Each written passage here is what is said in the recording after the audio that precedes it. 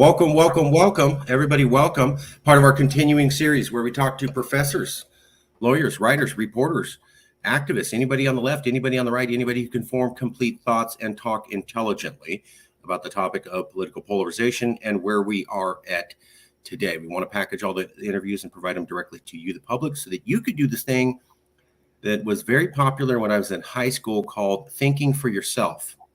Maybe it'll come back, maybe it won't, who knows. With us today, it is our honor to have Douglas P. Fry. He's the professor and chair of the Department of Peace and Conflict Studies at the University of North Carolina at Greensboro. Douglas P. Fry is the professor and chair of the Department of Peace and Conflict Studies at the University of North Carolina at Greensboro. He's earned his doctorate in anthropology in 1986. He's written extensively on aggression, conflict resolution, and war and peace. He's currently researching how clusters of neighboring societies' peace systems manage to live without war. His most recent book, Nurturing Our Humanity, is co-authored by Rain Esler. Esler and Frey argue that the path to human survival and well-being in the 21st century hinges on our human capacities to cooperate and promote social equity, including gender equity. He's also the author of Beyond War, Human Potential for Peace, Keeping the Peace, Conflict Resolution, and Peaceful Societies Around the World, Cultural Variation and Conflict Resolution, Alternatives to Violence. He's also the recipient of the 2015 Peace Scholar Educator Award and the Peace and Justice Studies of the Peace and Justice Studies Association. He's an expert in human potential for peace building, human nature, war, peace systems, peace anthropology, the evolution of restraint, learning, aggression, nonviolence, and pro-sociality. Some of his current projects include peace systems can be defined as clusters of neighboring societies that do not make war on each other. Peace systems hold lessons for how to create and maintain peace. The Peace Systems Project is briefly explained in a 2-minute video, Learning from Peace Systems, produced by Peter Coleman. And here's some of the research the professor's done, Nurturing Our Humanity, how domination and partnership shape our minds, lives, and future, war, peace, and human nature, the convergence of evolutionary and cultural views, Encyclopedia of Violence, Peace, and Conflict, Beyond War, the human potential for peace, and anthropological challenge to assumptions about war and peace, Keeping the Peace, Conflict Resolution, Peaceful Societies Around the World, and Cultural Variation, Conflict Resolution, Alternatives to Violence. This is one particular study that I looked at, and we'll get to that in a minute. But first, let's check in. Professor, how did I do? Did I say anything wrong? Is there something we need to correct? Well, first of all, thank you for having me here. This is a real pleasure, and I look forward to talking with you about these topics. So just a couple additions that might be useful. The Nurturing Our Humanity book is with Riane Eisler, and Riane is a luminary in this topic of gender relationships and has presented and worked over decades on what she calls the domination and partnership models. And basically in the book, Nurturing Our Humanities, we pick up this important model that Riane, or a continuum, if you look at it that way, with partnership societies and institutions on one hand, and domination societies and institutions on the other. And it's a continuum. And so we're really trying to explore, for example, how the United States, and in fact any nation, or globally, how we could become more partnership oriented and work together for the common good, for humanity. So I just wanted to mention that book now is out as an audiobook as well. You can get it on Amazon and so forth. And it's an interesting book, so I'm just plugging it a little bit, and also clarifying that it's Riane Eisler is how she pronounces her name, and she's really quite a woman. She's in her 80s now, and a real luminary. So it was an honor to work with her on that project. The other thing I can add is my wife, Genevieve Suyak, who's also a professor here in our department, and I collaborated on doing a short film about peace systems.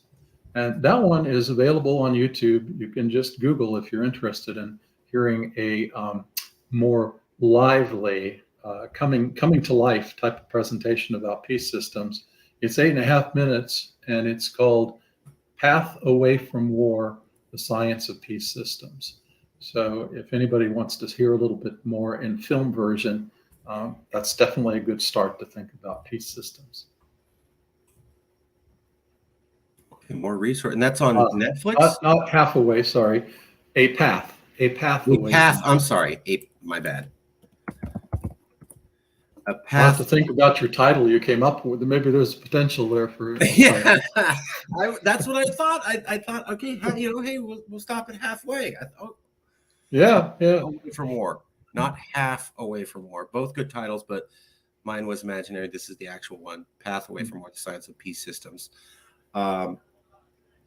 If I said the name Gene Sharp. Oh, Gene Sharp is one of my heroes. Okay. All right. That's all Absolutely. I wanted to hear. He was. Unfortunately, as you probably know, he's passed away a few years Yeah. ago. Good man. Did a lot of good stuff. Deeply inspired me. And there's a wonderful documentary about his life, actually, that's available online as well. It's about Really? an hour long, maybe a bit over an hour. It's really delightful. I can send you the link later. I don't Please, offhand know the please. title. Yeah, documentary about Gene. No E on the end of Sharp. Sorry, you're Oh, I dealing with a thought I professor spelled that here. right. Okay. All right. I'll keep my mouth shut after this. No, I'm spelling. I thought I was like, oh, I got this right. Okay. Gene Yeah. Sharp or something like that. Close to spelling of his name. Well, World famous let's see. peace advisor, super academic, really helped teach how people can achieve systems of change peacefully. His book, Nonviolent Warfare, changed my life. I'll leave it there. Well, here's a documentary that's based on Gene Sharp's work, really, which is at the tip of my tongue, and that's Bringing Down a Dictator. Bringing Down a Dictator. Oh, I saw that. Yeah. Yeah, you've seen that one. Yeah. That's powerful, isn't it? Yeah. Yeah, because he had done it. He had done it, and he had advised people, and then he got himself close to the front line a couple of times. I mean, he really put his feet where his mouth was. Let's get to the meat and potatoes. So the first question I need to ask is political polarization bad in America, in your opinion? And then the second one is, what solutions do we have, given your range of experience about peace and conflict around the world? Yes. Well, thank you for the question. And again, thank you for having me on. So bad. Bad in what ways, I guess would be my first thinking. So if political polarization keeps people from acting pro-socially and cooperating with each other and getting things done and showing care and compassion, I think we could make a value judgment, at least I would, that yes, that's bad. That's not good. I'm an anthropologist. I'm not sure if that was mentioned anywhere in the intro, and I understand if it wasn't because it's not really highlighted. But as an anthropologist, I'm used to thinking about how we really are a social species and we need each other. And in every society, even societies that are racked by violence and polarization, we're part of a larger unit and we really need to function and get along well with each other. So that's another reason, another more intellectual type of reasoning for saying, yeah, I would say it is bad. And specifically in the United States, I'm old enough, you see some gray beard here. I didn't want to say so, but yeah, that's part of the question is because the older people can know. I know I can say for a fact it's bad because I've been around to know it wasn't like this before. Exactly. You put the words in my mouth and you put them in just right. Sorry. Yes. No, I'm trying to thanking push you. I'm thanking you And for I that spent one. 5 minutes telling I'm not pushing you in the interview. Use whatever you say is wherever you so.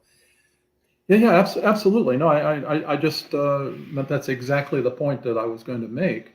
I am old enough that I remember the first half of my life.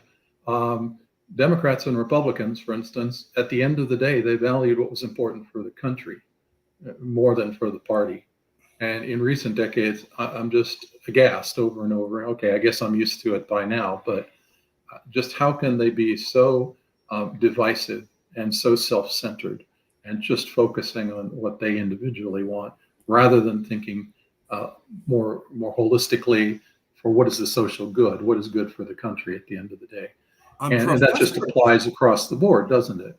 Professor, I'm sorry, Professor. I've heard from many newspapers the problem is only on the right and the left has done nothing wrong and has no need to change at all. And the problem is just Trump and just on the right. Fair analysis? Well, it sounds a bit one-sided to me, as a social scientist. Oh, sure. Wow. So back to your central question, though. I mean, Yes, we've got problems in this country with divisiveness. And do you want me to jump into some thoughts about how it could be reduced, or is that Yeah, really a second yeah, question? because I've talked to a lot of people about this and that, but nobody has the background that you have. Specifically looking at other countries who've maybe gone through tough times and gotten out of it. And one of the biggest difficulties everybody else I've interviewed has is most people have no clue how to fix it. They have solutions, but then they're like, I don't know if this is really going to work. Like, I mean, they have answers like get rid of filibuster, Yes. change, but they're like, at the end of the day, they go, I hope it works. So you're in actual peace and conflict studies. You've actually studied conflicts who've been in worse situations than we are now and gotten out of it, and maybe not as bad. And so I'd like to get right to the thing that you're the best expert on compared to the other guests. How is it possible to get out of this at this level of polarization? Have you seen other societies do it? How did they do it? How do we do it? How's it possible? Well, certainly, I take a systems perspective and a perspective from social science, and I draw on my research and so forth. So maybe to ease into your question, just a couple of thoughts about the peace system research, because that's what I'm doing now, and it has implications. So first of all, we're thinking, and this is my research team, including my wife Genevieve Suliak, who I just mentioned, also Peter Coleman, who you mentioned in the introduction from Columbia, and others were part of this team. And we looked at peace systems in comparison to a randomly chosen group of other societies. So what is a peace system? It's simply, for our purpose, a cluster of neighboring societies that don't make war with each other. And we started with a series of hypotheses, thinking that peace systems successfully maintain the peace among clusters of neighboring groups, neighboring societies, neighboring nations in some cases. And how are they doing that? Are they doing something different from simply a randomly selected group of other neighbors? And I'll just give you some of our hypotheses first. Please, And, please. and most of them were supported, not all of them. So one is an overarching sense of identity. And if you think about polarization, that's part of what we're lacking. We're not lacking this overall sense that we're all Americans, or we're all people, or we're all facing the same issues and have the same needs. But that's what peace systems have. They belong to a particular tribe or to a particular nation, and they have that identity, but they also have an overarching identity of something more. So a concrete example of this would be what's happening right now in the Nordic countries, the 5 countries of Sweden, Norway, Iceland, Denmark, Finland. They have their national identities, but they also see themselves as part of something larger, and that's a Nordic land, a Nordic idea. And in fact, there's a term now, which was relatively new to me, Norden, to refer to their region. And they cooperate well, and hardly anybody knows that none of those 5 countries have warred with each other or amongst each other for over 200 years. Just fun facts to share, right? Over 200 years of not warring with each other. And so this meets our definition of a peace system, clusters of neighboring societies that don't war with each other, and for quite a while. And notice that I just want to be clear on one little side point that's important, that we're not saying peace systems don't war, period. Some peace systems don't make war, period, but some systems will engage in conflict outside the system. Right. So External. that's an important point just to keep in mind, because some of your listeners would certainly wonder about that if I hadn't mentioned this right now. So overarching identity is one thing that peace systems have, which other societies have less developed. And then interdependence is an interesting feature as well, where they're linked in terms of economic or environmental constraints that tend to hold them together or let them more easily perceive that we're in this together. And so forth, we need to address common concerns and issues and problems on a shared cooperative basis. So that's another feature. We actually discovered as part of our research that norms, peaceful norms, non-warring norms, but peace-promoting norms are the single most important variable that separates out a peace system on the one hand from a non-peace system on the other hand. And I must say, in a way, I'd read enough that I'm not surprised. And in another way, I was surprised that this was the single most important factor out of several that we looked at as to why peace is different. And now this will segue, and I think I'll switch over to your central question about polarization. This will segue right into that because when you have strong norms that you behave in a particular way and you don't behave in other ways, that really does have an influence. And so, one approach out of several here that I would talk about is voice those norms as to how we should behave. For example, when we're facing any type of issue that involves the country politically, then we should look together to the norm of, well, what's good for the country overall, not what's just good for my political career or what's good for my own little piece of the pie or my state or something like this, but what is really sensible and good for the country overall. And so if it's a peace system, they have norms that peace is important. Probably democracy or some set of shared governance is also important. Human rights, respect for diversity.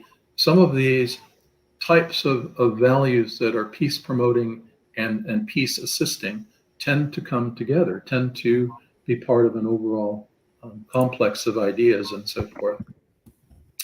So if we jump back to identity, I was talking about overall or overarching identity.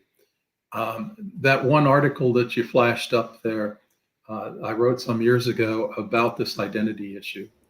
Yeah, there we go. You just one back. There we go. Group identity as an obstacle and also a catalyst of peace. What I've noticed in the social science literature and in society and just generally, there seems to be a real assumption, and assumptions may be right, assumptions may be wrong, but there's a real assumption that there's the us versus the them. Right. And some of my more biologically inclined colleagues have written about, oh, it must be in our heredity, it must be in our genes or evolution, and we tend to see these groups and so on. Well, actually, as a social anthropologist and peace and conflict studies person, I look across cultures and we're doing this peace system research. It's not so easy as that. And I think any thinking individual, as you said in your intro, if they contemplate this, they will see right away that they don't have one single identity that's set and fixed. They probably have multiple identities as that individual. They belong to a particular community, maybe a neighborhood. They have a state identity, perhaps. It may be strong or it may be weak. I've moved around and lived in so many different states in the United States. I don't have such a strong state identity, but I run into people who, born and raised in North Carolina, that's their state, and they are okay. Identity is malleable and flexible, and we all have different ones. We're also members of the United States, so we have that national identity. Mm-hmm. Some people, and I include myself in this, have a sense of an overall human identity, a cosmopolitan idea that we're all humans and we're all on this planet. And in fact, there's a lot of people writing now about it would really be sensible for our own interest, but also due to evidence coming out in different fields, that we really have a mammalian identity, or don't stop with mammals. We have an identity with other creatures on this planet that we really need to take into consideration. So whether you believe that or not, my point here is that we have multiple identities, and sometimes we have a hierarchy of identities, from the community to the state to the country, even up to the global or whatever. So with this idea of expanding the us to include the them, that's how I like to take us versus them and turn it over and say, let's expand the us to include the them. This is what a variety of people and a variety of communities do all the time. They take folks that are on the periphery or outside or different, and they bring them in. And that's exactly what the peace systems are doing. They're taking, there's these 10 tribes in Brazil, the Upper Xingu River region. They have different languages, 4 different language groups. They're rather similar in the way they make their living as horticulturalists and fisher people in the rivers and so forth. So there's some elements of shared culture, but there's differences as well. And they've created a peace system. They haven't warred with each other as long as we have records back into the 1800s as neighbors who live together, clusters of neighbors that don't war with each other. And to the contrary, they've built all sorts of ways for this expanded identity. So yes, they may feel that they're Mayanaku, they speak the language Mayanaku, but they also are part of this larger social system. So we have many anthropologists to thank for this wonderful research, including Thomas Greger, now retired from Vanderbilt University, who talked about this peace system. But there's various examples of this, like I say, from the Nordic countries nowadays to the European Union, by the way, to tribes and local cultural groups who live side by side in peace, get along with each other.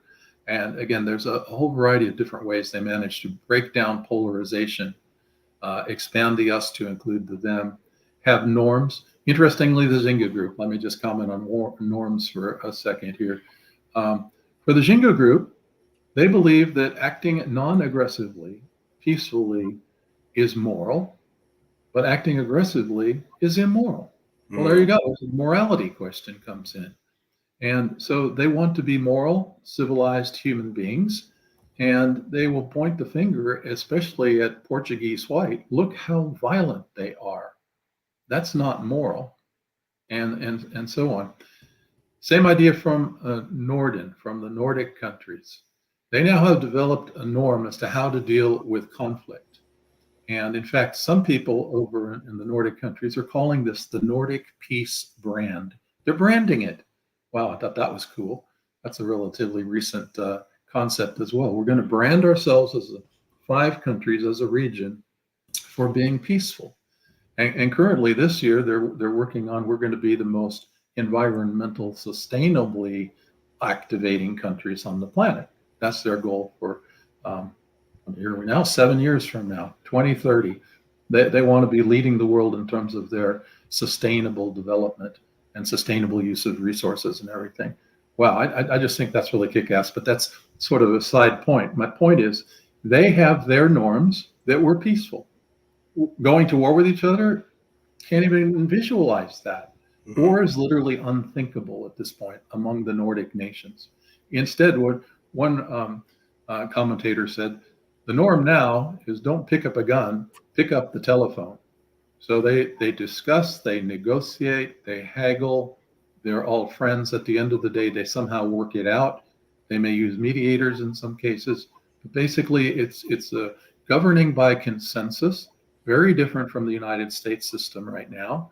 The idea of consensus, that you will form a group impression. Maybe not everybody fully agrees, but they understand it's more important to do something and get something done. So even I don't agree on this, I'm not going to try to block it or storm out of the room. A little bit of that going on sometimes in Finland. I know of an example where the Green Party did storm out of the room.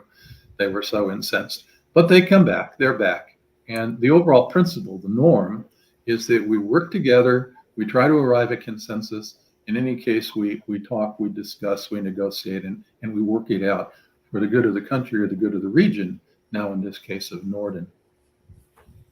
I love that. The Nordic countries also have the highest standard of living in the world, I think, over the last 20 years. And they do better on basically every form of democracy American and the Western worlds care about. And they do better than all of Western Europe and America on those things like freedom of press and treatment of prisoners, etc. So they're crushing it. I was over there before one of the elections, presidential elections in the States, and I got razzed quite a bit. It's like, okay, what is this electoral college stuff? Don't you guys understand anything over in the United States? It's one person, one vote. We're a little country. We have over 5 million people. One person, one vote. That's how you do democracy. You don't try to create complicated formula and blah, blah, blah.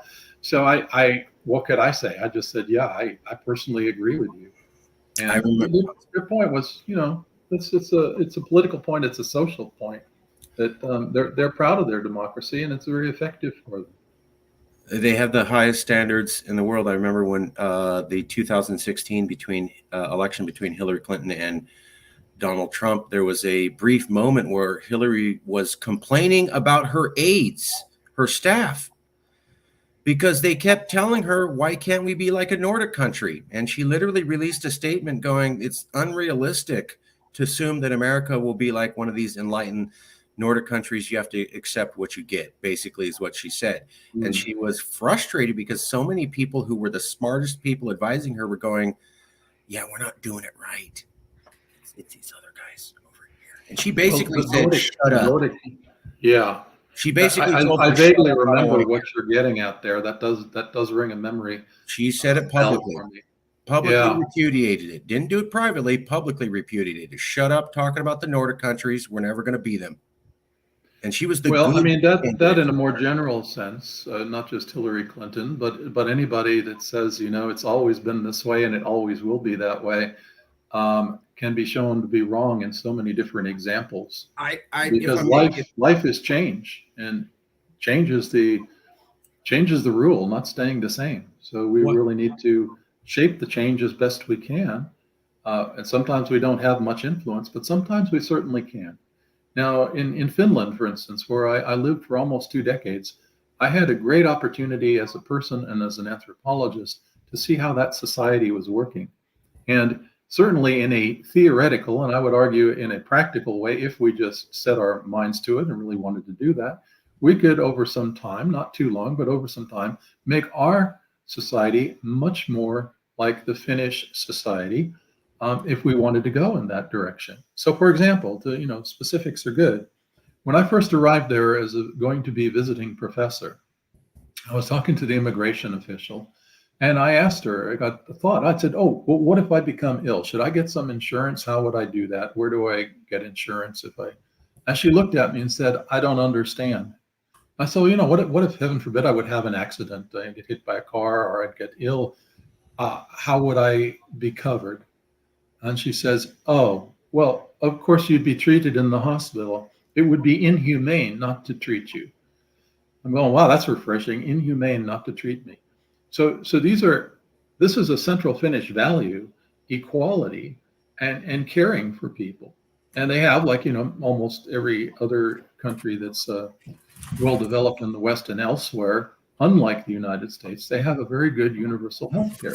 And yeah, that's reflecting their view of humanitarianism and equality. It's not layered, it's not structured, it's not based on your income, it's not based on who you work for, it's not based on race or any other of these markers. No, it's just everybody is covered. Yeah, sure.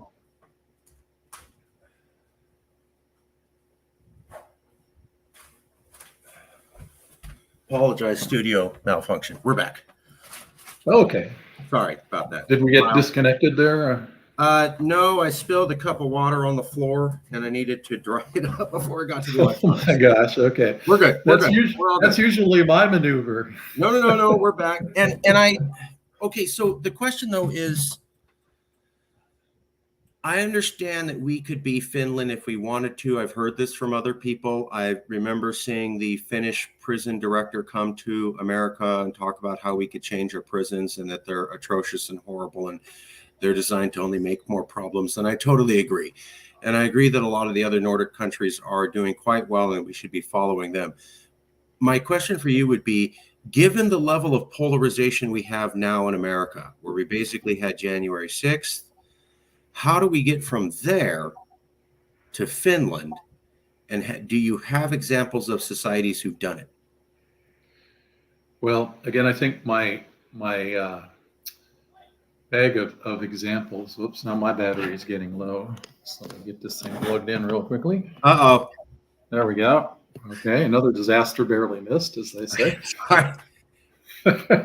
Let me just try to sort of give you a short list and then we can elaborate a little Yeah. bit. One thing I've learned from my research is that leadership really does matter. And this can be leadership for polarization. It can be leadership for inclusiveness.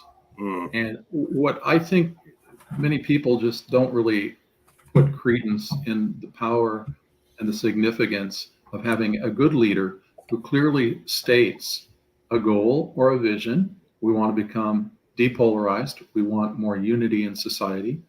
And then directly starts addressing this and communicates to the people.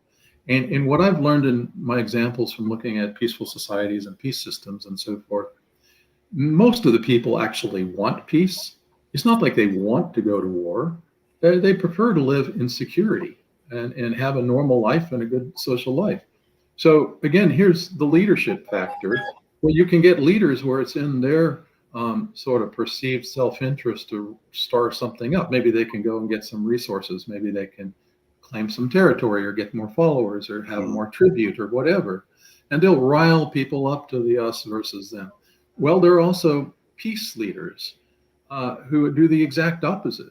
And they point out, war is hell. Aren't you all tired of war? I'm certainly tired of war. So what can we do about this? And give their speeches and make their decisions and move their societies towards a more inclusive and peaceful future. So this idea of leadership is one. Again, we can talk more about this if you want. I already mentioned the expanding the us to include the them. Mm-hmm. So, and again, leaders can have a role in this, but we can all have a role in this. So rather than just accepting the usual story, right, the typical narrative that there's always going to be the us versus the them, and we're always sort of in some whoever the them is, right? It switches all the time. But no, just don't accept that, and reach out across any divides that might be there that you might perceive or others might perceive. Just be a normal human being in your daily life. Talk to people. And don't get all riled up. So anything you can do to point out that, look, we're all members of this state, or we're all members of this country, or we're all the human race, draw on the catalyst for peace, as you've got on the screen there. Identity is a catalyst for peace. And again, I'm not just saying this as an opinion off the top of my head or what have you. It's really based on our research with peace systems. We had an article published a couple of years ago in the very prestigious group of journals by Nature.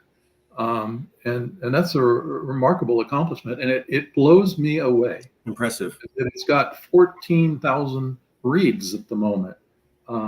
So this is the core finding of our peace system research is getting quite a lot of attention. For an academic article, 14,000 reads in 2 years, that's something. So that's indicating, or what I put, it makes me feel good, is what I really need to say, that people are interested in this topic, and that we're, with our peace system research, providing some insights. So I just wanted to clarify that there is a science behind some of these things I'm saying, like expand the us to include the them. Peace leadership is important, and we can add here bipolarizing leadership is important. I already mentioned norms a little bit. That also came out of our research. So if we just, so there's an interesting application here for norms, and that's social media. And one of my colleagues, Lisa Scherch, is on a YouTube, and she's pointing out that there seems to be a discrepancy between the way most people behave towards each other in face-to-face normal community interaction, and then how they behave when they get online. And to my thinking, this relates to the norms. We seem to have either dropping out of norms, or all of a sudden you get online and social media and a whole different set of norms apply. And of course, there's a spillover effect because we're social beings. We get on social media, we come off, our emotions are riled up, we've been influenced, hurt, or we've hurt somebody or whatever. So this is new. I mean, we haven't had social media and the internet very long, but this is a big issue where I think we really need to give some explicit attention to depolarize and be inclusive, be civil, be inclusive. I said that already. All the good things we would just do in normal life. You see somebody drop something, you quickly lean over and pick it up for them, right? Well, we need this type of little norm, social norm, for social media and the internet as well. And I think that would help a lot. So this is beginning to get attention. But I think we really need to put a lot more attention into how we need to be polite, civil, open-minded, engage in, as the Nordics do, discussion, negotiation at times, try to reach some understanding, learn from each other. This is a different normative system, which again, many of us do this in our daily lives with people. What's so different about this electronic media now all of a sudden? There's another point, I have a couple of others, but one that we haven't talked about yet, which is also very important, is when you see people with a common interest, well, all of a sudden they have an interest to work together. And this can be huge, and this can be harnessed. So, for example, your plane crashes, the life boats, inflate, and there's a bunch of you in the lifeboat, and everybody grabs a paddle and starts paddling. Well, no, not quite. You should all paddle in the same direction, right? Should we go towards the green sea, or should we go towards that island over there? So all of a sudden, you're in the lifeboat. Literally, your survival depends on rowing together and getting to that island or to that land. And this is not such a difficult concept. People do this all the time. But sometimes they get so blocked by either the norms or the lack of leadership or other factors, their own prejudices, that they don't see this. They don't see how obvious it is. So climate change, the climate crisis, I would say, is the big one. We're all individual countries here. We should be all rowing together to solve this threat to human survival. And some are and some aren't, and we're sort of going our own way, and we're not doing enough, and some are doing a lot, and most are not doing enough, and so on and so on. So when you have a shared interest, that can facilitate the cooperation and the goodwill, and over time the trust that breaks down bipolarization, breaks down all of these us versus thems. The real world example would be the Mediterranean. Just real quick. We got about 3 minutes left. Okay. Sorry. Well, this is a wonderful way to end, I think. I find this inspirational. Hardly anybody has ever heard of the Mediterranean Action Plan. I bet you haven't, just to get The what? Exactly. Mediterranean Action Plan. No, I have not. And basically, it's under the United Nations Environmental Program, and it's why you can still swim in the Mediterranean Sea and enjoy the seafood out of the sea and go to the beaches, and they're beautiful beaches. In the 1970s, the Mediterranean was going to be a dead sea. It was being polluted in all quarters. And the Mediterranean Action Plan is basically this coordinated effort of all of the countries that have beaches and shores along the Mediterranean, and now the EU is part of it as well. And they've all been working together for decades to protect their shared resource.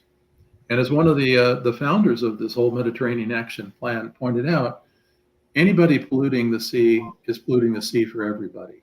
And it's an easy concept to grasp. We have to do this together. We have to work together. And that broke down hostilities, and it's cooperated even when there's been literally wars going on amongst some of these countries and other tensions. They've still cooperated to protect and to save their shared resource.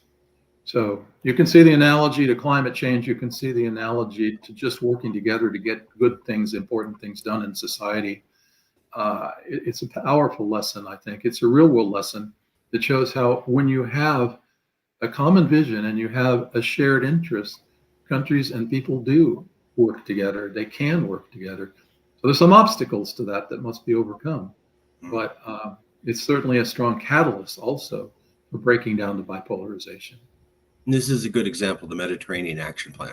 People actually did it. Absolutely. And they're continuing to do it. You start Googling about it.